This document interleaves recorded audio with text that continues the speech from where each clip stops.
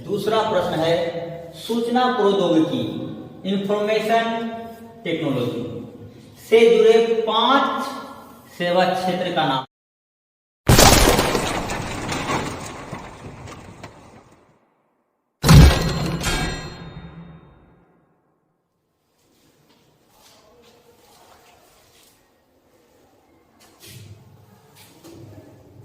चलिए यहां तक तो हो गया। इसके बाद देखते हैं इसके आगे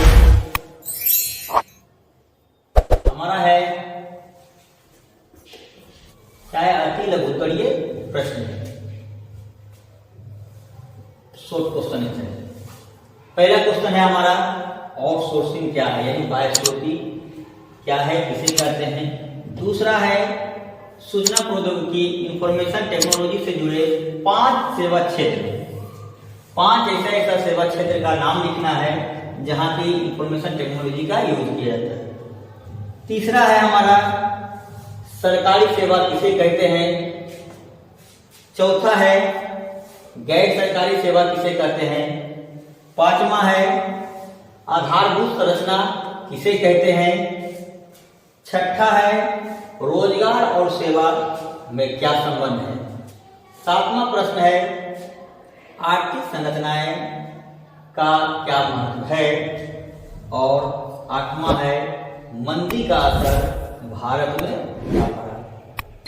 तो देखते हैं कुछ क्वेश्चन आपका करवाया जाएगा।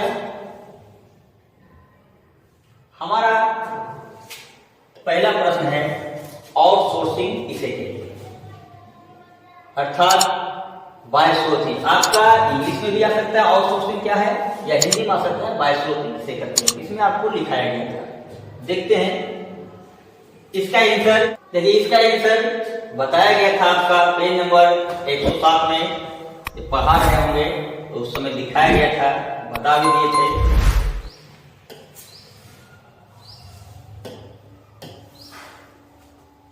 देखिए इसका आंसर आउटसोर्सिंग बाह्यस्रोती। इसमें बताया गया था कि जब बहुराष्ट्रीय कंपनियां या अन्य कंपनियां संबंधित नियमित सेवाएं स्वयं या खुद अपनी कंपनियों के बजाय किसी बाहरी या विदेशी स्रोत या संस्था या समूह से प्राप्त करती है तो उसे बाह्यस्रोती अर्थात आउटसोर्सिंग कहा जाता है। तो इसका आंसर आप अपने स्तर से लिख सकते हैं। इसका आंसर है नंबर 1 का आंसर आउटसोर्सिंग या बाह्यस्रोती किसे कहते हैं। बहुराष्ट्रीय कंपनियां अपनी संबंधित नियमित सेवाएं अपनी कंपनियों के बजाय किसी बाहरी या विदेशी संस्था यानी बाहर से या समूह से प्राप्त करती है तो उसे बाह्यस्रोती या आउटसोर्सिंग कहा जाता है। ये हो गया आपका पहला आंसर।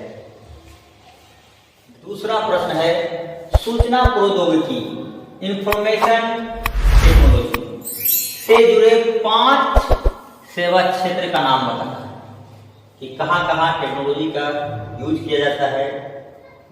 तो हम लोग जानते हैं उसी के बारे में, 5 के बारे में लिख। इसका आंसर हम लोग जानते हैं आज के डेट में टेक्नोलॉजी का यूज तो सब जगह हो रहा है, लेकिन हमको 5 सेवा क्षेत्र के बारे में लिखना है। तो इसको हम लिख सकते हैं सूचना प्रौद्योगिकी से जुड़े 5 सेवा क्षेत्र निम्नलिखित हैं। 5 कोई भी आप लिख दीजिए, हम 5 यहां लिखे हैं। पहला लिख दिए है सुरक्षा सेवा, दूसरा लिखे हैं कानूनी सेवा, तीसरा आपका हो गया चिकित्सीय सेवा, चौथा हो गया विज्ञापन सेवा और 5वां हो गया कंप्यूटर सेवा। आपको जो मर्जी है 5 अलग भी लिख सकते हैं, कोई दिक्कत नहीं है।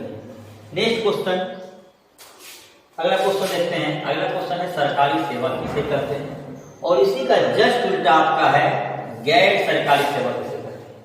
तो इसको आराम से आप लिख सकते हैं ऐसा सेवा यानी ऐसा काम जिसको करने पे उसका पेमेंट जो है वहां की राज्य सरकार या केंद्र सरकार पेमेंट करती है, उसको क्या कहेंगे, सरकारी सेवा कहेंगे।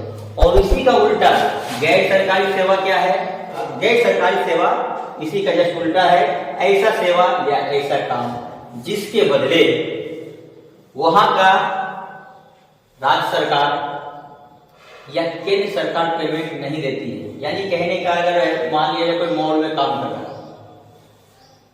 तो वहां का उसका पैसा राज्य सरकार को नहीं देगी, वहां का जो ओनर होगा, जो ठेकेदार होगा, वो उसको पेमेंट करेगी। तो ये क्या है, गैर सरकारी में है। कोई लड़की है, कोई लेडीज है जो ब्यूटी पार्लर में काम करेगी, वो भी आपका क्या है, गैर सरकारी सेवा में चला जाएगा। तो इसमें स्तर से लिख सकते हैं। ऐसे आपका आंसर जो है बताया गया था जब पढ़ा है हमने पेज नंबर 102, इसमें बताया गया होगा आपको सेवा क्षेत्र का भाग। आपका दो भाग बताया गया था, सरकारी सेवा और गैर सरकारी सेवा। इसमें बताया गया था आपको सरकारी सेवा में जब देश और सरकार, राज्य की सरकार लोगों को काम के बदले मासिक वेतन देती है और इनसे विभिन्न क्षेत्रों में काम लेती है, तो इसे सरकारी सेवा कहा जाता है। उदाहरण दिया गया आपका बहुत सा है, हालांकि ये सब में अब प्राइवेट भी है, प्राइवेट भी काम करते हैं, लेकिन जो प्राइवेट के तहत काम करेगा वो सरकारी सेवा के तहत नहीं आता है। कुछ सेवाएं सरकारी सेवा के कुछ व्यापक क्षेत्र का उदाहरण इस प्रकार से, जैसे सैनिक सेवा हो गया, शिक्षा हो गया, स्वास्थ्य हो गया, अभियंत्रण सेवा हो गया, वित्त सेवा हो गया, बैंकिंग सेवा हो गया। तो इसको इस प्रकार से लिख सकते हैं, आप अपने स्तर से लिखिएगा। सरकारी सेवा किसे कहते हैं, जब देश वो राज्य सरकार लोगों को काम के बदले मासिक वेतन देती है और इनसे अलग अलग क्षेत्रों में काम लेती है, तो इसे सरकारी सेवा कहा जाता है। जैसे सैनिक सेवा, शिक्षा सेवा, स्वास्थ्य सेवा, बैंकिंग सेवा, इसी से इत्यादि हो गया आपका। तो आप इसको इस स्तर से भी लिख सकते हैं।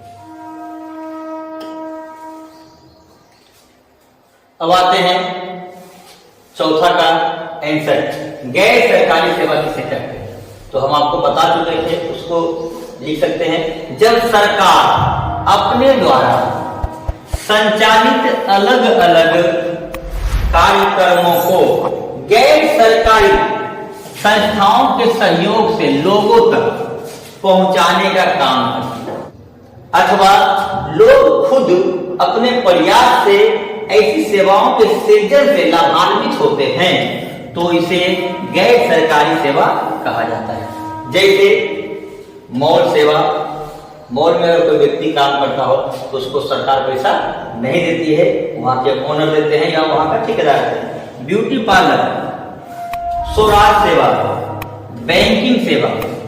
अब बैंकिंग हम पहले बता चुके थे आपको कि सरकारी सेवा यहां लिखा भी है, जब सरकार अपने द्वारा संचालित अलग अलग कार्यक्रमों को गैर सरकारी संस्थाओं के सहयोग से, बैंकिंग सेवा में प्राइवेट भी है और सरकारी भी है, तो जो प्राइवेट के तहत काम करते हैं उसको गैर सरकारी सेवा के अंतर्गत रखा जाता है। या रेल में हो या सैनिक सेवा में भी हो, यानी जो प्राइवेट के तहत काम करते करेंगे उनको कहा जाएगा गैर सरकारी सेवा। अगला प्रश्न हमारा है, आधारभूत संरचना किसे कहते हैं। इसमें साफ पहले बता दें, आधार यानी जिसके तहत हम लोग विकास करते हैं, तो इसका आंसर आप इसमें पहले बताया जा चुका है आधार, अर्थात जिसके नहीं रहने पर हम विकास नहीं हो सकते हैं, वही हमारा क्या हो गया, आधारभूत संरचना। तो इसको इस प्रकार से लिखेंगे, वैसी सुविधाएं जिसकी अनुपस्थिति में विकास की क्रिया संभव नहीं है, जो देश के सर्वांगीण विकास के लिए आवश्यक है, आधारभूत संरचना कहलाती है। इसके बाद आपका अगला प्रश्न है, रोजगार और सेवाएं में क्या संबंध, अर्थात रोजगार और सेवा के तहत संबंध बताना है। तो इसका आंसर आगे दोनों के बीच में संबंध को बताना है। इसका आंसर के लिए फर्स्ट पेज में ही आपको बताया गया था परिचय में, रोजगार क्या है, बेरोजगार क्या है, उसी में आपको है रोजगार और सेवाएं। देखिए इसमें साफ साफ लिख दिया गया है रोजगार और सेवा। यहाँ देखिए रोजगार वृद्धि से सेवा क्षेत्र का भी विस्तार होता है, अर्थात रोजगार रहेगी तो सेवा भी वृद्धि होगी। इसका मतलब ये एक दूसरे क्या है, पूरक है, इन दोनों में अनुश्रय संबंध है। तो उसको इस हिसाब से लिखेंगे।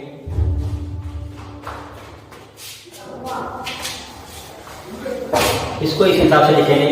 हम जानते हैं कि जब व्यक्ति अपने परिश्रम एवं शिक्षा के आधार पर जीविकोपार्जन के लिए धन एकत्रित करता है, तब एकत्रित धन को पूंजी के रूप में व्यवहार करता है। यानी तो पैसा कमाया उसको पूंजी के रूप में व्यवहार किया और उत्पादन के क्षेत्र में निवेश करता है, तो सेवा क्षेत्र उत्पन्न होता है। अतः रोजगार और सेवा एक दूसरे के पूरक है, इन दोनों में अनुश्रय संबंध है। आज के लिए बस इतना ही। नेक्स्ट क्लास में फिर आपको इसके आगे बता दिया जाएगा। Yeah.